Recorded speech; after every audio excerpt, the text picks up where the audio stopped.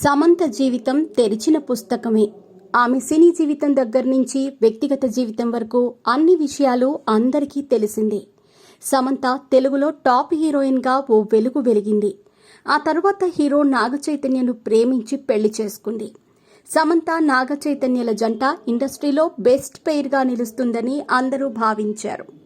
కొన్నాళ్లు బాగానే సాగిన వీరి కాపురంలో అభిప్రాయ భేదాలు తలెత్తడంతో ఈ జంట విడాకులు తీసుకున్నారు. సమంత గత కొంతకాలంగా మైసైటిస్ అనే వ్యాధితో బాధపడుతున్నారు. అనారోగ్యం కారణంగా సమంత పెద్దగా సినిమాలు చేయటం లేదు. సమంత ప్రస్తుతం ఒంటరిగా ఉంటున్నారు.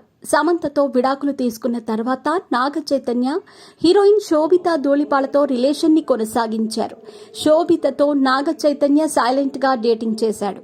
నాగచైతన్య సమ్మర్ వెకేషన్ కి వెళ్లిన ఫోటోలను శోభితా ధూళిపాల లైక్ చేయటం, శోభితా ధూళిపాల సైతం సరిగ్గా నాగచైతన్య దిగిన లొకేషన్ లాంటి చోట ఫోటో దిగటం, ఓ హోటల్ చెఫ్ తో నాగచైతన్య ఫోటో దిగటం, ఆ ఫోటోలో వెనుక శోభిత కూడా దర్శనమివ్వటంతో వీరు డేటింగ్ లో ఉన్నారని అర్థమైంది.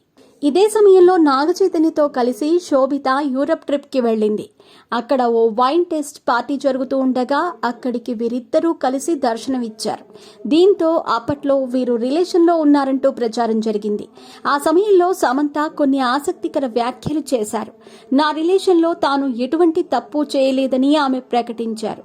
అంటే చైతన్య వల్లే విడాకులు తీసుకుంటున్నట్టు ఆమె అప్పట్లో పరోక్షంగా వ్యాఖ్యానించారు.